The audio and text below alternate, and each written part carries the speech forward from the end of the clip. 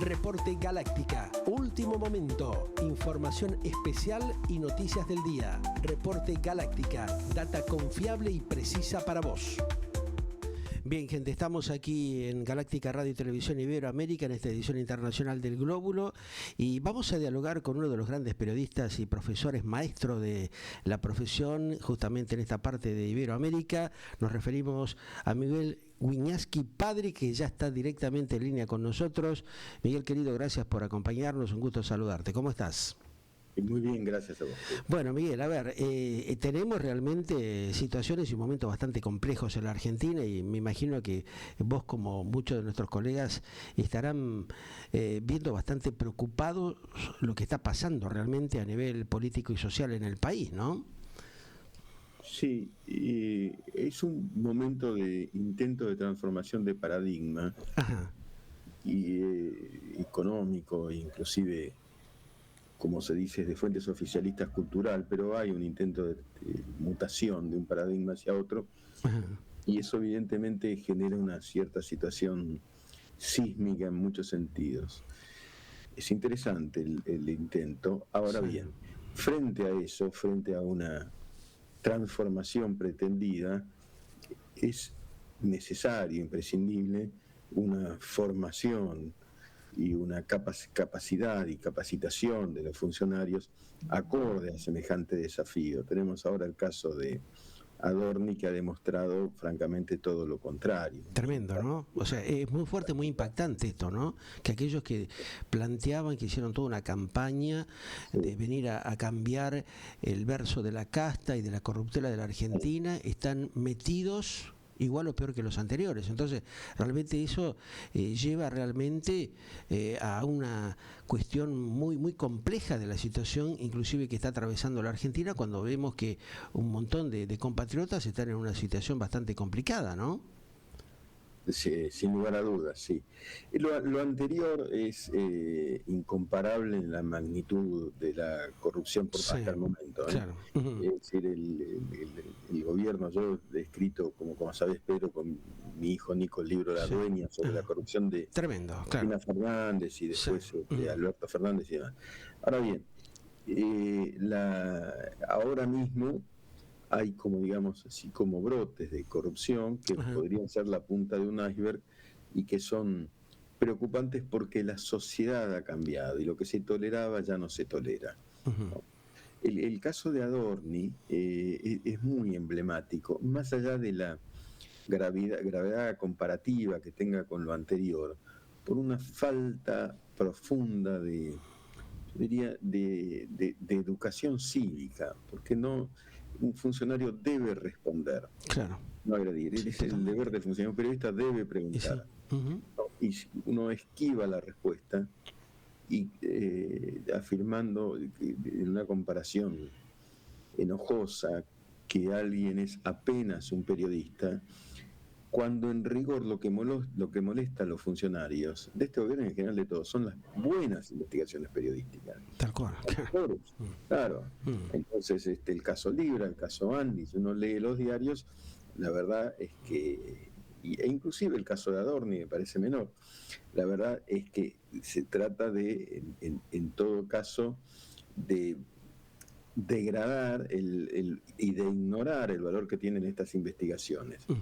Y no son las de un juez, pero que se complementan. Un juez tiene otros tiempos, el juez dicta sentencia, juzga, el periodista pregunta y avanza por aproximación. Exactamente. Porque su deber es ante la opinión pública, no ante los funcionarios. Ahora, ¿por qué él, permanentemente tiene esta soberbia y atropella cuando se le hace algún tipo de consulta puntual, sabiendo la posición que está, y justamente vos lo planteabas claramente, él haber estado transitando dentro del mundo de la profesión del periodismo y de la comunicación, ¿no? Es muy llamativo. ¿Tiene cola de paja Adorni y parte de su entorno? Según me informan, está muy compungido y preocupado, pero esto es una hipótesis personal. Ha construido una imagen arrogante de sí mismo, Y esto colisiona contra esta construcción de un yo como por encima del resto, Sí. completamente ejemplificador y se ha derrumbado. Y después hay una cosa, Pedro, que es la importancia de las palabras. Ajá. Cuidado con las palabras. Cuando él dice yo vine a deslomarme a Nueva York, Terrible eso. claro, hay algo que se llama en sociología, en ciencia política, punto equivalencial. Sí. Una palabra y abrís la compuerta a todas las demandas, a la demanda de transparencia, a la demanda de eficiencia, a la demanda de la sociedad por todos sus sufrimientos, en una palabra que fue un ábrete sésamo que abrió todo. Uh-huh. Ese punto equivalencial evidentemente no lo han tenido en cuenta, precisamente porque la soberbia enceguece. Claro. ¿Vos crees que él se confió demasiado, se la creyó, que tenía todo el poder y el aval justamente del presidente, que es supuestamente momentáneo, porque evidentemente ya le picaron el boleto, ¿no? O sea, convengamos que hay, digamos, seguramente algún acuerdo confidencial interno para sostenerlo momentáneamente, pero el daño gravísimo que le ha hecho al gobierno, que ya venía hackeado por otros temas, esto termina de complicarlo y le hace perder prácticamente, según la última encuesta de 3 o 4 consultoras respetables, casi el 65% de la credibilidad al actual gobierno. Eso es un efecto muy fuerte, ¿no? Y más en una situación como la que estamos atravesando. Un daño indudablemente tangible, Uh-huh. que un daño que impide, complica, enturbia la gestión del gobierno. Esté uno no de acuerdo con ella, quiero decir, Claro. pero esto enturbia el proyecto gubernamental. Uh-huh. Le han dado la oportunidad, digamos así, de defenderse, pero actuó con demasiada agresividad, ¿no? O sea, no se fue a defender, sino a con atacar. una soberbia terrible, Claro, ¿no? ahí está la cosa. Apenas un periodista, bueno, y después a alguien le dijo que tras un tuit tenés que pedirme disculpas. Claro. ¿Qué es esto? Ajá, o sea, con mucha prepotencia, ¿no? Cuando tendría que haber bajado los decibeles, actúa de una manera violenta, innecesaria, autoperjudicándose él mismo, o sea, es lo llamativo. Algunos dicen de que Caputo y otros integrantes del gobierno le sugirieron tener un perfil bajo, pero él implementó todo lo contrario, ¿no?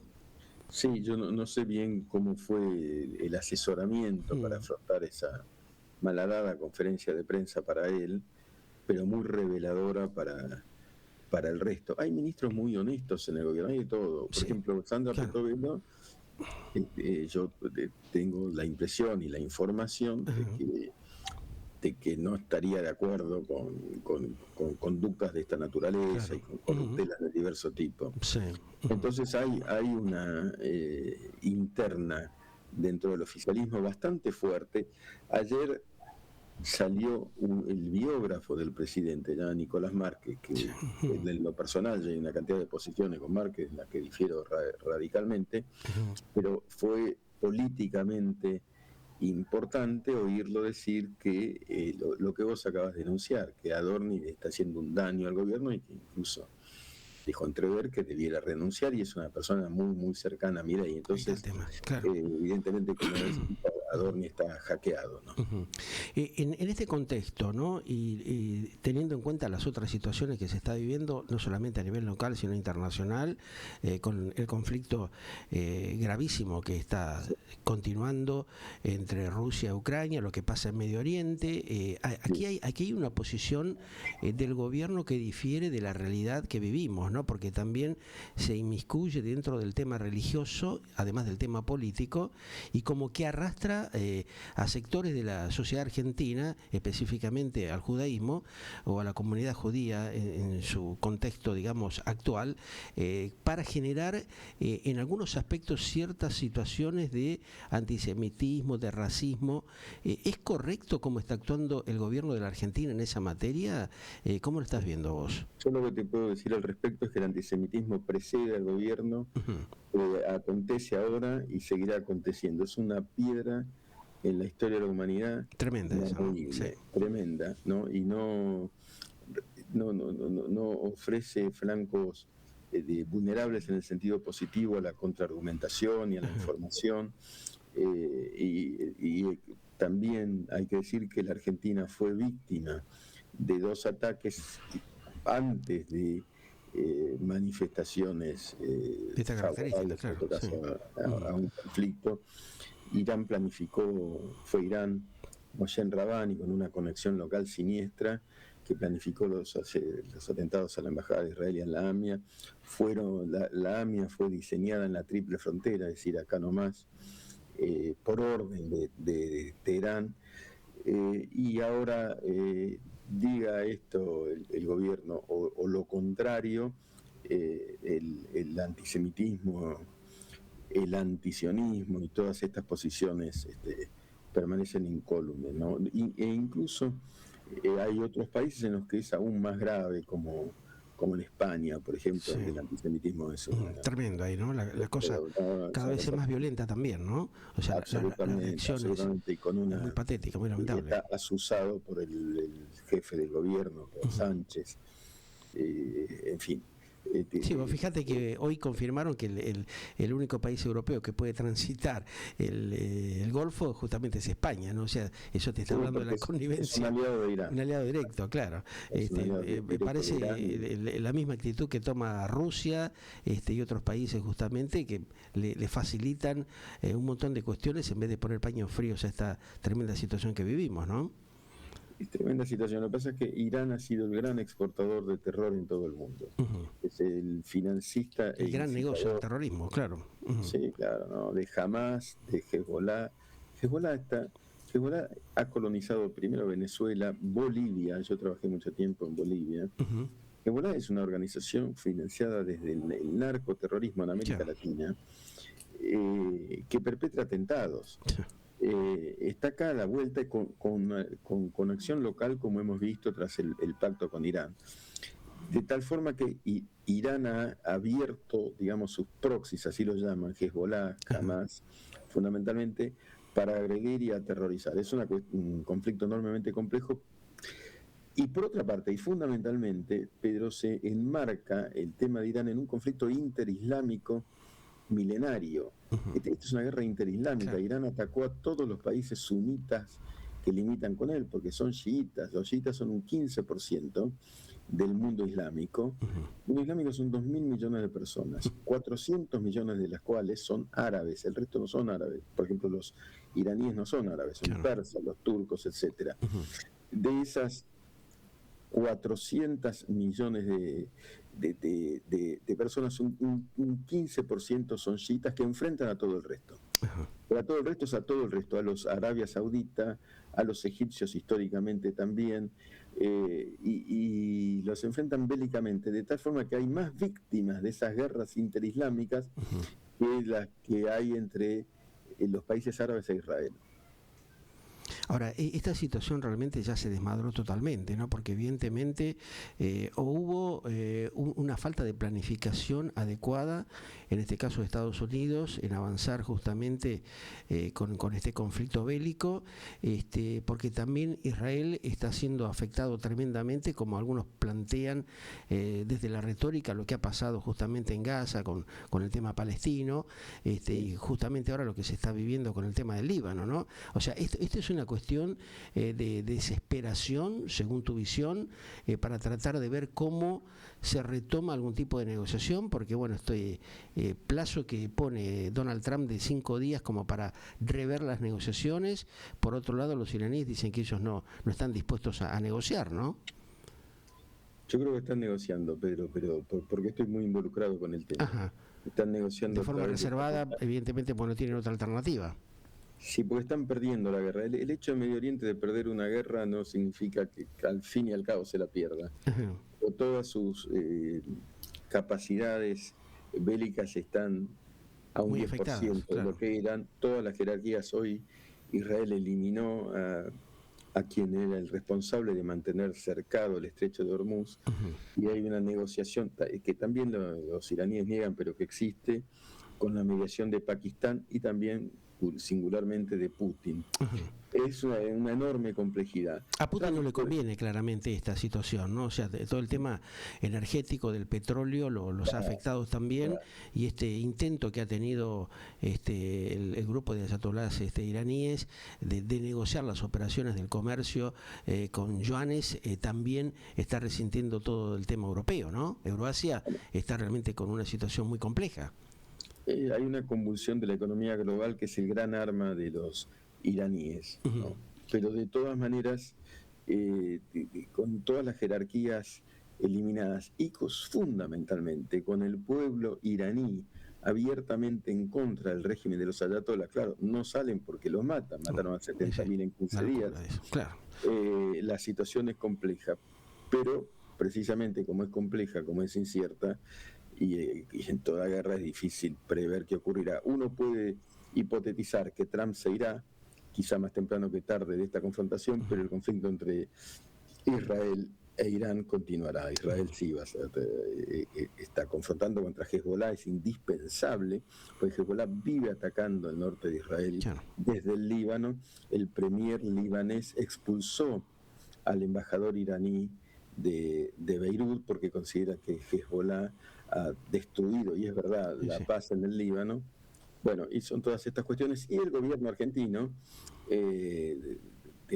quizá para muchos, y es cierto, demasiado enfáticamente poniéndose del lado de Estados Unidos y de Israel, yo creo que no expande la posibilidad de un mega atentado. Ahora bien, ¿vos crees que está controlado el tema de la triple frontera en Argentina?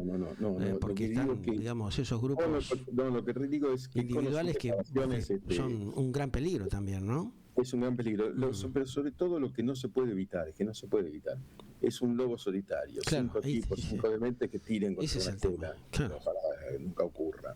Y desde la parte, digamos, del área de seguridad de la Argentina, ¿considerás que se están tomando las medidas respectivas? Más con el cambio de la ministra de Seguridad. Sí, las fronteras son muy porosas, ¿no? Yo las conozco todas, por tareas periodísticas. Sí.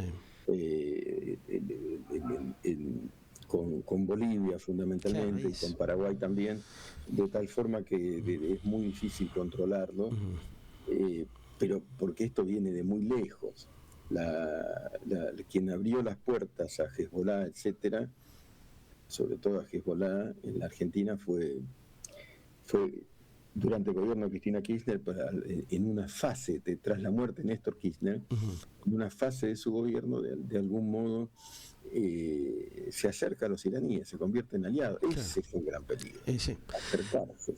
Ahora, ese pacto, en ese momento del gobierno de Cristina Kirchner con los iraníes, terminó perjudicando totalmente justamente la confiabilidad de la Argentina, ¿no? Porque la hizo más indeleble que nunca, y ella ahora, desde su situación de detenida, de alguna manera sigue fogoneando este tipo de situaciones. ¿Cómo se entiende este tipo de cuestiones? Hay un tema político que interviene justamente como para sacar provecho de la situación, evidentemente, ¿no? Sí. Cristina está reducida a su aislamiento, con menor peso político, pero hay sectores, la Cámpora el otro día, la Cámpora usufructuando la fecha tan dolorosa del 24 de marzo, lo que hace fundamentalmente el pedido principal de la Cámpora fue libertad a Cristina, y ellos son enemigos declarados, digamos así, de Israel, y por lo tanto, y la ultraizquierda también, tipo Miriam Bregman, curiosamente, paradojalmente, que de una manera o de otra apoyan a los iraníes, que es un régimen, como sabemos, homofóbico, misógino, siniestro. Si un día termina este régimen, puede ocurrir.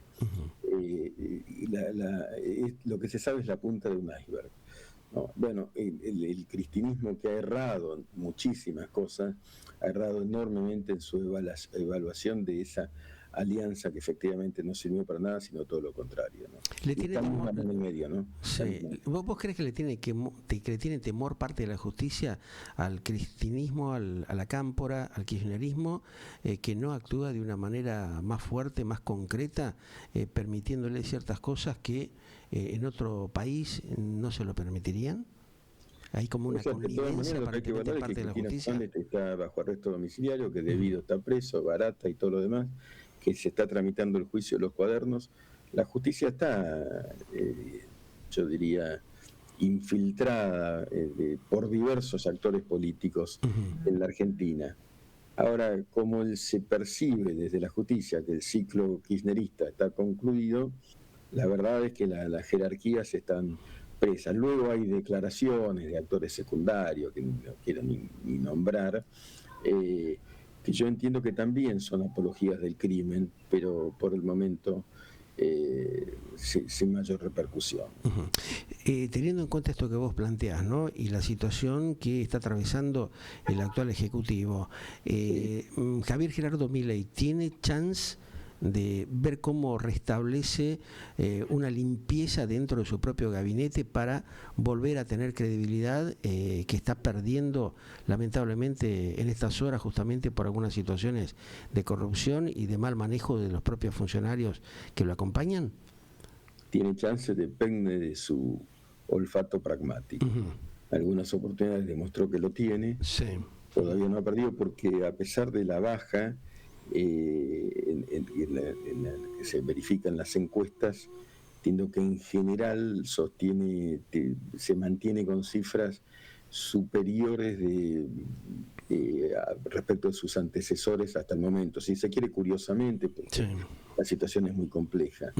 La chance la tiene, pero hay que demostrar que tiene esa muñeca para... Había aparentemente demostrado que bajaba los decibeles, ¿no? Que bajaba un par de cambios, como quien dice, pero tal vez el tema Adorni lo volvió a ofuscar y produce tal vez el nuevo proceso en algunos momentos de manejarse con cierto tipo de agresividad no conveniente en un país que realmente viene ya muy complicado con un montón de cuestiones de arrastre de tantos años?